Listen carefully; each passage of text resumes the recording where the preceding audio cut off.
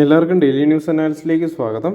അപ്പോൾ ഈ പ്രാവശ്യത്തെ ഡെയിലി ന്യൂസിൽ നമ്മൾ നോക്കാൻ പോകുന്ന ടോപ്പിക്സ് ഇതൊക്കെയാണ്. ഒന്ന്, Malaysian PM arriving today, trade strategic ties on agenda. ഇത് നമ്മുടെ ഇൻ്റർനാഷണൽ റിലേഷൻഷിപ്പ് അല്ലെങ്കിൽ IR അല്ലെങ്കിൽ എക്കണോമിക് പെർസ്പെക്റ്റീവിലൊക്കെ ഇമ്പോർട്ടൻ്റ് ആയിട്ടുള്ളൊരു ന്യൂസാണ്. നമ്മളിതിനകത്ത് കൂടുതൽ നോക്കാൻ പോകുന്ന ഒരു ഇൻസ്റ്റിറ്റ്യൂഷൻ എന്ന് പറയുന്ന ASEAN എന്ന് പറയുന്ന ഓർഗനൈസേഷനെ പറ്റിയാണ്.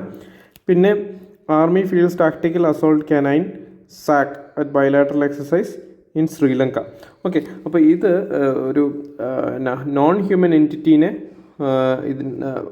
വാർഫെയറിൽ ഇൻട്രൊഡ്യൂസ് ചെയ്യുന്നതിനെക്കുറിച്ചും പിന്നെ അതുപോലെ തന്നെ ഇന്ത്യയുടെ ഡിഫൻസ് എക്സസൈസ് ഏതൊക്കെയാണെന്നും ആണ് നമ്മൾ ഇതിനകത്ത് കൂടുതൽ നോക്കുന്നത്. GS2, GS3 ഡിഫൻസും IR ഒക്കെ പെർസ്പെക്റ്റീവിൽ ഇമ്പോർട്ടൻ്റ് ആയിട്ടുള്ള ഒരു ന്യൂസാണിത്. ഓക്കെ, പിന്നെ new migrant realities in Karnataka's gig sector. ഇത് നമ്മുടെ GS3 ഗിഗ് എക്കണോമിയായിട്ട് റിലേറ്റഡ്, എക്കണോമിക് പെർസ്പെക്റ്റീവിൽ ഗിഗ് എക്കണോമിനെ കുറിച്ചാണ് നമ്മൾ നോക്കുന്നത്. പക്ഷേ അതിൻ്റെ കൂടെ തന്നെ വർക്കേഴ്സ് അല്ലെങ്കിൽ ലേബറേഴ്സ് അല്ലെങ്കിൽ അൺഎംപ്ലോയ്മെൻറ്റ് റിലേറ്റഡ് ആയിട്ടുള്ള എക്കണോമിക് പോളിസീസിനെ കുറിച്ചും നമ്മൾ നോക്കും. ഓക്കെ, പിന്നെ ഉള്ളത് സ്പീഷീസ് ന്യൂസാണ്.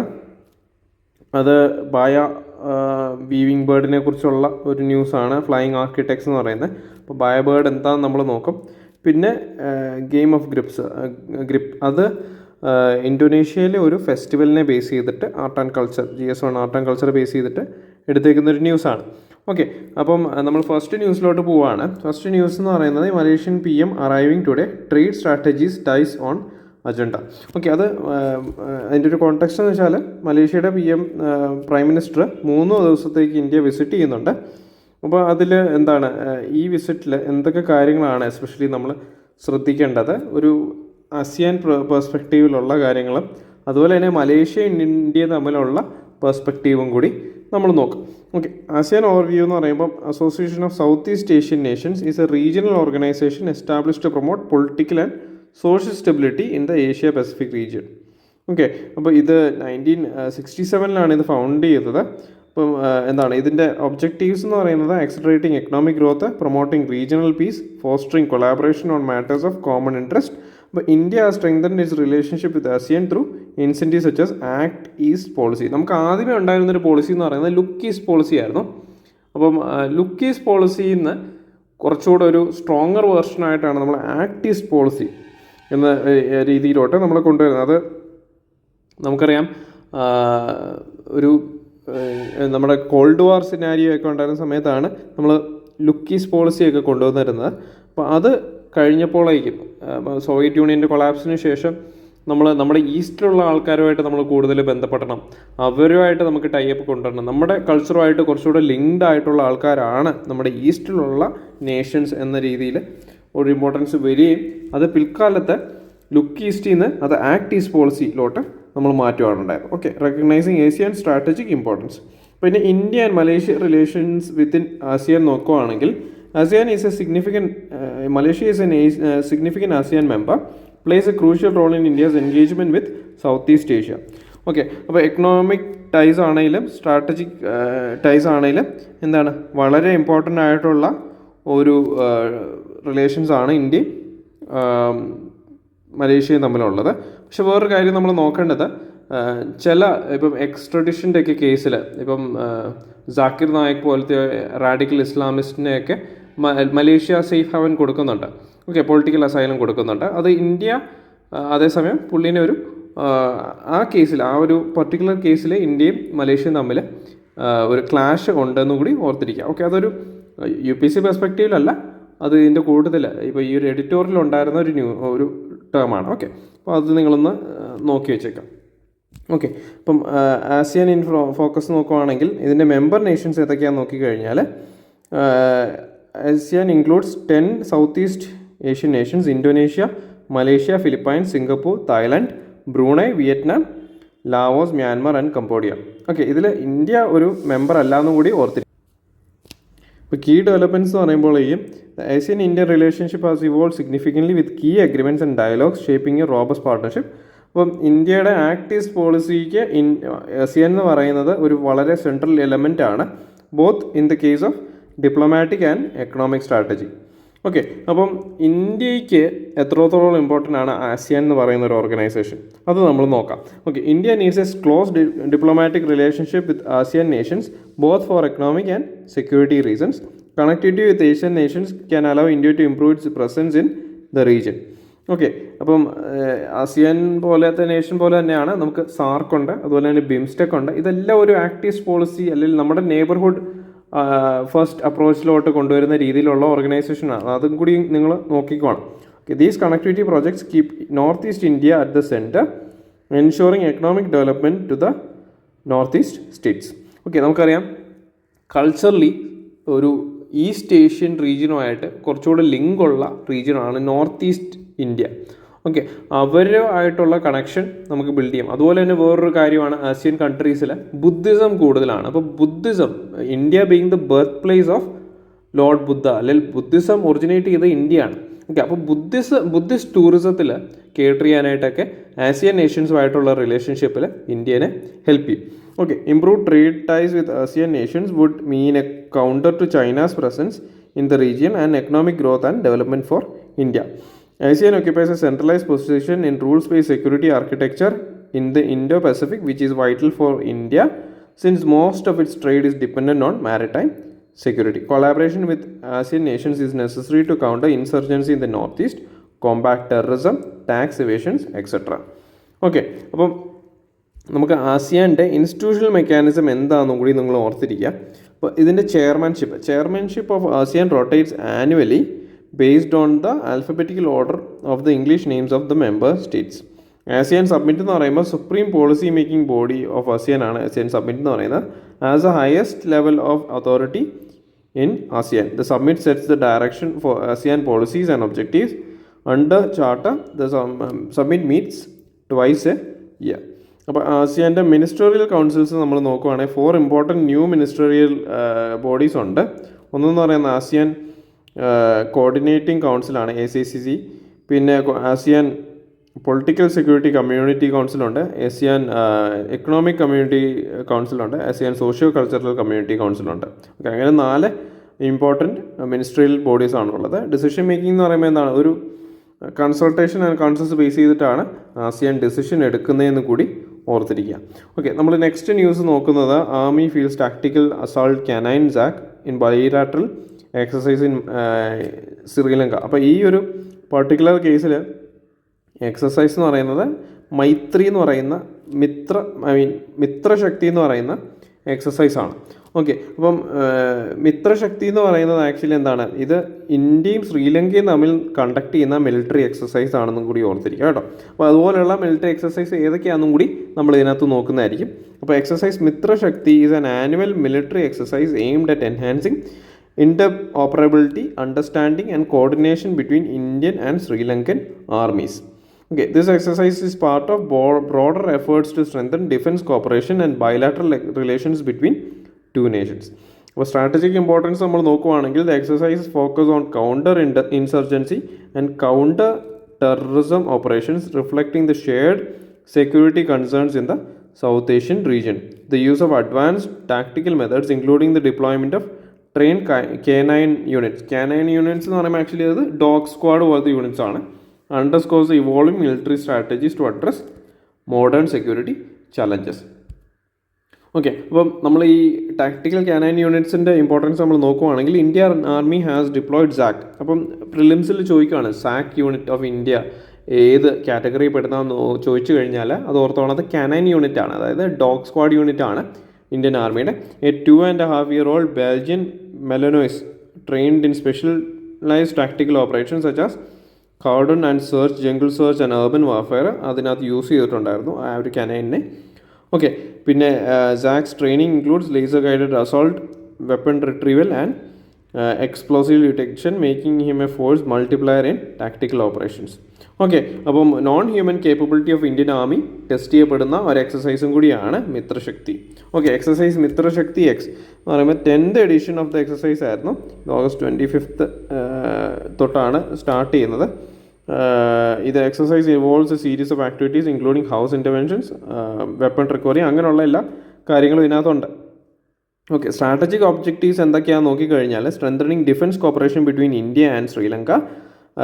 ഇതിൽ എന്താണ്, ബോത്ത് കൺട്രീസിൻ്റെ സെക്യൂരിറ്റി കോൺസേൺസിനെ അഡ്രസ്സ് ചെയ്യുന്ന രീതിയിലുള്ള ഒരു ഓപ്പറേഷൻസ് ആണ്. ഇന്ത്യൻ ഓഷ്യൻ റീജിയൻ പെർട്ടിക്കുലറായിട്ട് അവിടുത്തെ മാരിടൈം സെക്യൂരിറ്റീനെ ഇംപ്രൂവ് ചെയ്യുന്ന രീതിയിലുള്ള ഒരു എക്സസൈസും കൂടിയാണ് മിത്രശക്തി. അപ്പോൾ ഇന്ത്യ ശ്രീലങ്ക റിലേഷൻസിൽ നിങ്ങൾക്ക് കോട്ട് ചെയ്യാം, അല്ലെങ്കിൽ ഇന്ത്യൻ ഓഷ്യൻ റീജിയനിൽ ഉള്ള സെക്യൂരിറ്റീനെ, മാരിടൈം സെക്യൂരിറ്റിയെ കോട്ട് ചെയ്യുന്ന രീതിയിലൊക്കെ വരുമ്പോഴേക്കും എന്താണ്, മിത്രശക്തി എന്ന് പറയുന്ന എക്സസൈസ് നിങ്ങൾക്ക് ആൻസറിൽ കോട്ട് ചെയ്യാം. Okay, exercise also aims to improve the operational readiness of both armies, focusing on counter-insurgency and counter-terrorism scenarios which are crucial for maintaining internal and regional security. Okay, അപ്പം നമ്മൾ ജോയിൻറ്റ് എക്സസൈസസ് ഏതൊക്കെയാണെന്നൊക്കെ നോക്കുവാണെങ്കിൽ ഓസ്ട്രേലിയയും ഇന്ത്യയും തമ്മിലുള്ളതാണ് exercise ഓസ്ട്ര Hind. ബംഗ്ലാദേശും ഇന്ത്യയും തമ്മിൽ നടക്കുന്ന military exercise ആണ് exercise Sampriti. ചൈനയുമായിട്ടുള്ളത് hand in hand ആണ്. ഫ്രാൻസുമായിട്ട് ശക്തി, ഇന്തോനേഷ്യയായിട്ട് ഗരുഡ ശക്തി, പിന്നെ കസാഖിസ്ഥാനായിട്ട് പ്രദൽ ദോസ്തിക്, പിന്നെ കിർഗിസ്ഥാനായിട്ട് ഖാൻജാർ, പിന്നെ മാൽഡീവ്സായിട്ട് എഗ്വേരിൻ, പിന്നെ മംഗോളിയ ആയിട്ടുള്ളത് 2 ഉണ്ട്. ഒന്ന് നൊമാഡിക് എലഫൻറ്റും പിന്നെ ഖാൻ ക്വസ്റ്റും.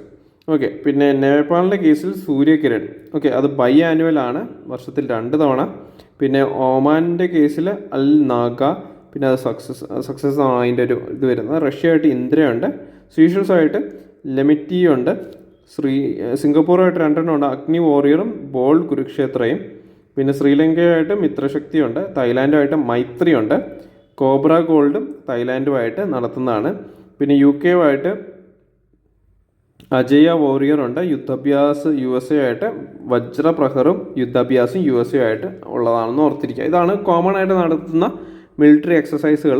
അപ്പോൾ നിങ്ങൾ ഇതൊന്ന് ജസ്റ്റ് ഒന്ന് ഓർത്തിരിക്കുക. പ്രിലിംസ് പെർസ്പെക്റ്റീവിലൊക്കെ നിങ്ങൾക്ക് ചോദിക്കാം. മെയിൻസ് പെർസ്പെക്റ്റീവിൽ നിങ്ങൾക്ക് ആഡ് ചെയ്യാനായിട്ട് ഈ ഓരോ കൺട്രീസുമായിട്ടുള്ള റിലേഷൻസിൽ ആഡ് ചെയ്യാൻ പറ്റുന്ന ഒരു പോയിൻറ്റും കൂടി ഇതിനകത്ത് ഉണ്ടെന്നും കൂടി ഓർത്തിരിക്കാം. ഓക്കെ, നെക്സ്റ്റ് നമ്മുടെ എഡിറ്റോറിയലുള്ളൊരു ന്യൂസാണ്. ഇതിൽ കൂടുതൽ നമുക്ക് ലേബർ അല്ലെങ്കിൽ ജോബ് റിലേറ്റഡ് ആയിട്ടുള്ള കുറേ ന്യൂസസ് ഉണ്ടായിരുന്നു. എസ്പെഷ്യലി ഒരു കുറച്ച് എഡിറ്റോറിയൽ അല്ലെ ആർട്ടിക്കിൾസ്, റിപ്പോർട്ട്സുകൾ employment based on south Indian states വന്നിട്ടുണ്ടായിരുന്നു. അപ്പോൾ അതിനെയൊക്കെ ബേസ് ചെയ്തിട്ടാണ്. അതിലൊന്നാണ് ഈ ഗിഗ് ഇക്കണോമിയായിട്ട് റിലേറ്റ് ചെയ്ത് മൈഗ്രൻ്റ് റിയാലിറ്റീസിനെ ബേസ് ചെയ്തിട്ട് new migrant realities in Karnataka's gig സെക്ടറാണ്. അതാണ് ഞാൻ എടുത്തേക്കുന്നത്. Okay, the rise of gig economy in urban India has transformed the employment landscape, particularly in metropolitan cities like Bangalore. This trend has led to significant influx of migrant workers from various states seeking opportunities in the rapidly growing gig sector. However, the recent proposal for quota for local bill in Karnataka, although raises critical questions about the future of migrant workers in gig economy. Okay, അപ്പോൾ migrant workers in ബാംഗ്ലൂരിൻ്റെ കേസിൽ നമ്മൾ നോക്കുകയാണെങ്കിൽ, Bangalore, often referred to as Silicon Valley of India, has become hub for gig workers. അപ്പോൾ gig workers എന്ന് പറയുമ്പോൾ നമുക്കറിയാം, gig workers എന്ന് പറയുമ്പോൾ ഈ ഡെലിവറി ബോയ്സ്, അല്ലെങ്കിൽ ഓല അല്ലെങ്കിൽ ഉബർ ക്യാബ് ഡ്രൈവേഴ്സ്, റാപ്പിഡോയിലെ ബൈക്ക് ഡ്രൈവേഴ്സ്, അങ്ങനെയുള്ള ആ ഒരു സെക്ടർ ഓഫ് എക്കണോമി ഉണ്ടല്ലോ. അതായത് ഒരു ട്രാൻസിഷൻ സ്റ്റേജിലുള്ള, എന്നാൽ ഫോർമൽ എക്കണോമി അല്ലെങ്കിൽ ഫോർമൽ എംപ്ലോയ്മെൻ്റ് ആണോ എന്ന് ചോദിച്ചാൽ അല്ല, ഇൻഫോർമൽ ആണോ എന്ന് ചോദിച്ചാലും അല്ല, അങ്ങനൊരു ടൈപ്പ് എംപ്ലോയ്മെൻറ്റിലുള്ള ആൾക്കാരെയാണ് ഗിഗ് വർക്കേഴ്സ് എന്ന് പറയുന്നത്. അല്ലെ ആ ഒരു പെർട്ടിക്കുലർ എക്കണോമീനെയാണ് നമ്മൾ ഗിഗ് എക്കണോമി എന്ന് പറയുന്നത്. ഓക്കെ, അത് എന്താണ്, ഓല, ഉബർ, സ്വിഗ്ഗി, സൊമാറ്റോ അങ്ങനെയുള്ള പ്ലാറ്റ്ഫോംസ് ബേസ് ചെയ്തിട്ട് അതിൻ്റെ സർവീസ് പ്രൊവൈഡേഴ്സ് ആയിട്ട് വർക്ക് ചെയ്യുന്ന ആൾക്കാരാണ് ഈ ഒരു ഗിഗ് എക്കണോമിയിൽ വരുന്നത്. ഒരു significant chunk. Okay, a significant portion of these workers are migrants coming from various states including Andhra Pradesh, Tamil Nadu, West Bengal and northeastern states, driven by declining agricultural opportunities and high unemployment rates in their home regions. Okay, അപ്പോൾ ഈ കോട്ട for local bill, അത് നമുക്കറിയാം, local population കന്നഡിഗാസിന്, അതായത് കർണാടകയിലെ local പോപ്പുലേഷനായിട്ടുള്ള ആൾക്കാർക്ക് ഈ ജോബ്സിലൊക്കെ reservation വേണമെന്നൊരു bill വന്നിട്ടുണ്ടായിരുന്നു. Okay, Karnataka government proposed A bill aiming to reserve jobs for locals, sparking debate in its potential impact on already vulnerable migrant gig workers. But the bill faced pushback from corporates, highlighting the complexity of balancing local employment with rights and need for migrant workers Inter connected economy. അപ്പോൾ നിങ്ങൾ ഇത് ഓർത്തിരിക്കണം, ഇങ്ങനൊരു bill actually feasible അല്ല. കാരണം local population ആണെങ്കിലും നമുക്ക് skilled ആയിട്ടുള്ള എംപ്ലോയ്മെൻറ്റ് ഏത് കേസിലും ഒരു കോർപ്പറേറ്റ് അല്ലെങ്കിൽ ഒരു ക്യാപിറ്റൽ എക്കണോമിയിൽ വേണം. നമ്മുടെ ഇന്ത്യയുടെ കേസിൽ we are a mixed economy. പക്ഷേ ഒരു ഫ്രീഡം, ഒരു കൈൻഡ് ഓഫ് ലിബറലൈസ്ഡ് എക്കണോമിയാണ് എപ്പോഴും ബൂമിങ് ആയിട്ടുള്ള എക്കണോമി. അപ്പോൾ ഇങ്ങനെ ഒരു ബില്ല് കൊണ്ടുവരുവാണെങ്കിൽ കോർപ്പറേറ്റ്സ് അല്ലെങ്കിൽ ക്യാപിറ്റലിസ്റ്റുകൾക്ക് ഇത് മുന്നോട്ട് കൊണ്ടുപോകാനായിട്ട് പറ്റത്തില്ല. കാരണം അവർക്ക് എപ്പോഴും എഫിഷ്യൻ്റ് ആയിട്ടുള്ളൊരു വർക്ക് ഫോഴ്സ് ആണ് വേണ്ടത്. അപ്പോൾ ആ വർക്ക് ഫോഴ്സിൽ കുറേ മെഷേഴ്സ് എടുക്കുകയാണ്. അതായത് ഇങ്ങനെ പെർട്ടിക്കുലർ ആൾക്കാരെ അല്ലെങ്കിൽ പെർട്ടിക്കുലർ ലാംഗ്വേജ് സ്പീക്ക് ചെയ്യുന്ന ആൾക്കാരെ അല്ലെങ്കിൽ പെർട്ടിക്കുലർ ലൊക്കേഷനിൽ നിന്ന് വരുന്ന ആൾക്കാരെ മാത്രമേ ചൂസ് ചെയ്യാൻ പറ്റത്തുള്ളൂ എന്ന് പറയുമ്പോഴേക്കും അവർക്കുള്ള പൂൾ ഓഫ് കാൻഡിഡേറ്റ്സ് അവിടെ കുറയുവാണ്. ഓക്കെ, അപ്പം മൈഗ്രൻ്റ് ഗിഗ് വർക്കേഴ്സിൻ്റെ കേസിൽ ഇവർക്ക് എന്താണ്, അവരുടെ നേറ്റീവ് പ്ലേസിൽ അവർക്ക് കിട്ടാത്ത,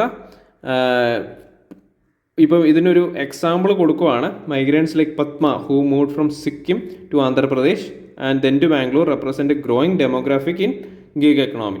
ഓക്കെ, അപ്പം these workers often occupy positions in delivery services, home services and other Rolls that are essential for urban economy but R law paying and lack job security. അപ്പോൾ ഈ മൈഗ്രൻ്റ് വർക്കേഴ്സ് ഫേസ് ചെയ്യുന്ന challenges എന്താണ്? അപ്പോൾ ദേ often face higher risk for exploitation due to absence of local support networks, making them more vulnerable to unfair practices by gig platforms. The lack of social security and legal protections ആ ഒരു കണ്ടീഷനെ അല്ലെങ്കിൽ ആ ഒരു സിറ്റുവേഷനെ exaggerate ചെയ്യുന്നുണ്ട്. അപ്പം as many gig workers are not considered formal employees and therefore does not benefit from labour laws. Okay, ചില കേസിൽ ഇപ്പം സൊമാറ്റോ അല്ലെങ്കിൽ സ്വിഗ്ഗി ഒക്കെ പോകുന്ന ആൾക്കാർക്ക്, ഫുഡ് ഡെലിവറി ചെയ്യുന്ന ആൾക്കാർക്കൊക്കെ ഒരു decent amount of money they can earn. പക്ഷേ ബാക്കിയുള്ള സർവീസ് സെക്ടറിൽ വർക്ക് ചെയ്യുന്ന ആൾക്കാർക്ക് ആ ഒരു എംപ്ലോയ്മെൻറ്റ് അല്ലെങ്കിൽ ആ ഒരു ഫൈനാൻഷ്യൽ ബെനിഫിറ്റ് ഇതിനകത്ത് കിട്ടുന്നില്ല. കാരണം ഇപ്പം ഒരു എക്സാമ്പിൾ ഊബർ ഡ്രൈവേഴ്സ് ആയിട്ടുള്ള ആൾക്കാരുണ്ട്. അവർ ചിലപ്പോൾ ഊബർ സ്റ്റാർട്ടിങ് സ്റ്റേജിൽ ഭയങ്കര ബൂം ചെയ്യുന്ന ഒരു കമ്പനിയായിരുന്നു. അതായത് അവർ കുറേ ഇൻസെൻറ്റീവ്സ് ഡ്രൈവേഴ്സിന് കൊടുത്തിട്ടുണ്ടായിരുന്നു. അപ്പോൾ അതിനകത്തൊരു പ്രശ്നം എന്ന് വെച്ചാൽ, അപ്പോൾ ഈ ഇൻസെൻറ്റീവ്സ് കൊടുത്തപ്പോൾ തന്നെ ആൾക്കാർ കുറേ പേര് ഊബർ ഡ്രൈവേഴ്സായിട്ട് ജോയിൻ ചെയ്തു. അവർ വണ്ടി എടുത്തു. അപ്പോൾ ഈ വണ്ടി എടുത്തിട്ട് ഇതിന് EMI കോസ്റ്റുകളുണ്ട്. അപ്പം ദേ ആർ ആക്ച്വലി സ്റ്റക്ക്. അപ്പം അതായത് ഇവർക്ക് ഈ ഓട്ടോ ഓടിയാൽ മാത്രമേ ഇവർക്ക് EMI അടയ്ക്കാനുള്ള എമൗണ്ട് കിട്ടത്തുള്ളൂ. അപ്പോൾ ഒരു പ്രശ്നം പറ്റുന്നത് വെച്ചാൽ ഇവർക്ക് എന്താ, ഈ ഒരു ലൂപ്പിൽ നിന്ന്, അതായത് ഈ EMI അടച്ചു കഴിയുമ്പോൾ ഇവരുടെ പൈസയൊന്നും കാണത്തില്ല. അപ്പോൾ ഈ ഒരു ലൂപ്പിൽ നിന്ന് ഇവർക്ക് എക്സിറ്റ് ആകാനായിട്ട് പറ്റാത്തൊരു സാഹചര്യം വരുന്നുണ്ട്. ഇത് ആക്ച്വലി നേരത്തെ ഒരു എഡിറ്റോറിയൽ വന്നപ്പോൾ അതിനകത്തുണ്ടായിരുന്ന ഒരു പോയിൻ്റാണ്. നിങ്ങൾക്ക് ഇത് ആഡ് ചെയ്യാം. സ്റ്റക്ക് ഇൻ ദ നെക്സസ്, ഇങ്ങനൊരു നെക്സസിൽ അവർ പെട്ടുപോകും. അവർക്കത് ആ ഒരു എൻഡ്ലെസ് ലൂപ്പിൽ നിന്ന് ഇറങ്ങാനായിട്ട് പറ്റത്തില്ല. ഓക്കെ, നമ്മൾ ഈ കോട്ട ഫോർ ലോക്കൽ ബില്ലിൻ്റെ ഇംപ്ലിക്കേഷൻസ് നമ്മൾ നോക്കുകയാണെങ്കിൽ, the bill if implemented could marginalise migrant workers further by limiting their access to job opportunities, especially in the formal sector. This risk increasing the fragility of migrant worker life, as these workers might have fewer avenues for protection or fair work, intensifying the exploitation they already face. Socio economic impact നമ്മൾ നോക്കുകയാണെങ്കിൽ, migration of workers from rural to urban areas is a direct result of economic disparities and lack of opportunities in rural regions. Policies like quota for local bill would adversely widen these gap. Okay, there is a need to address root causes for migration. അതായത് എന്താ, unemployment ഉണ്ട്, under employment ഉണ്ട്. നമുക്കറിയാം Indian rural ഏരിയാസിൽ connectivity കുറവാണ്, അതുപോലെ തന്നെ financial inclusion കുറവാണ്. അപ്പോൾ അവിടെ കൂടുതൽ എന്താണ്, ഒരു അഗ്രേറിയൻ എക്കണോമി ആണുള്ളത്. അപ്പോൾ ഈ അഗ്രേറിയൻ എക്കണോമിയിൽ നിന്ന് മാനുഫാക്ചറിങ് അല്ലെങ്കിൽ സർവീസ് സെക്ടറിലോട്ടുള്ള ട്രാൻസിഷൻ നമ്മുടെ ടയർ 3 സിറ്റീസിലോ അല്ലെങ്കിൽ റൂറൽ ഏരിയാസിലോ വന്നിട്ടില്ല. അത് വന്നാൽ നമുക്ക് ഇങ്ങനെയുള്ള ഒരു മൈഗ്രൻ്റ് ക്രൈസിസ് സോൾവ് ചെയ്യാനായിട്ട് പറ്റും എന്നും കൂടി ഓർത്തിരിക്കാം. അപ്പോൾ സോഷ്യൽ സെക്യൂരിറ്റി കൺസേൺസിൻ്റെ കേസിൽ, social security schemes that demand domicile status often overlook the realities of migrant workers who are in dire need for support and protection. The focus should be on creating inclusive policies that ensure well-being of all workers irrespective of their origin. എല്ലാവർക്കും എന്താണ്, ഒരു inclusive ആയിട്ടുള്ള development കൊണ്ടുവരാനായിട്ടാണ് government focus ചെയ്യേണ്ടത്. അല്ലാതെ ഒരു particular origin അല്ലെങ്കിൽ കന്നഡിഗാസ് അല്ലെങ്കിൽ Karnataka base ചെയ്തിട്ടുള്ള ലോക്കൽ പോപ്പുലേഷൻ മാത്രം ഫോക്കസ് ചെയ്ത ആ ഒരു സ്റ്റേറ്റിൻ്റെ എക്കണോമി പോകത്തില്ല. കാരണം വെച്ചാൽ എന്താണ്, ആ ഒരു particular state is running on migrant work force. Okay, അപ്പോൾ അത് വളരെ ഇമ്പോർട്ടൻ്റ് ആണ്. ഒരു ഡൈവേഴ്സ് ആയിട്ടുള്ള ഒരു കൾച്ചർ അക്യുമുലേറ്റ് ചെയ്യാനായിട്ട് ഒരു മോഡേൺ സിറ്റിക്ക് പറ്റണം എന്നുള്ളൊരു കാര്യം നിങ്ങൾക്ക് അവിടെ ഹൈലൈറ്റ് ചെയ്യാം. Need for comprehensive labor reforms. The situation calls for comprehensive labor reforms that recognize gig workers as formal employees, ensuring they have access to social security, fair wages, and protection from exploitation. Policy makers need to consider the broader implications of such bills on the labor market and work towards creating an environment that supports both local and migrant workers. Okay, ഇപ്പോൾ strategic കോണ്ടെക്സ്റ്റിൽ കേസിൽ നമ്മൾ migrant labour in ഇന്ത്യയുടെ നോക്കുകയാണെങ്കിൽ Indian economic എന്താണ് ഒരു urban growth and development കൊണ്ടുവരുന്നതിന് ഏറ്റവും crucial ആയിട്ടുള്ളൊരു പാർട്ട് പ്ലേ ചെയ്യുന്ന മൈഗ്രൻ്റ് ലേബർ തന്നെയാണ്. Okay, the dynamics of migration are influenced by various factors including economic disparities, lack of employment opportunities in rural areas and the rise of gig economy. അപ്പോൾ policy implications നമ്മൾ നോക്കുകയാണെങ്കിൽ the debate around the quota for local bill underscores the need for an nuanced approach for labour policies. അതായത് പുതിയൊരു approach വേണം ഈ labour പോളിസീസിൽ, one that considers the both local and migrant വർക്കേഴ്സിൻ്റെ റിയാലിറ്റീസിനെ ബേസ് ചെയ്തിട്ട് വേണം ഒരു ബില്ല് കൊണ്ടുവരാൻ. Ensuring that the labour laws are inclusive and provide advocate protection for all workers regardless of their origin is crucial for sustainable development of India's economy. Okay, ഇപ്പോൾ നമ്മൾ ഒരു art and culture base ചെയ്തിട്ട് Indian പെർസ്പെക്റ്റീവിലല്ല, ഇത് Indonesian independence day base ചെയ്തിട്ടുള്ളൊരു സെലിബ്രേഷനാണ്. ഇത് ഹിന്ദുവിൽ ഇങ്ങനൊരു ഇമേജും ഉണ്ടായിരുന്നു.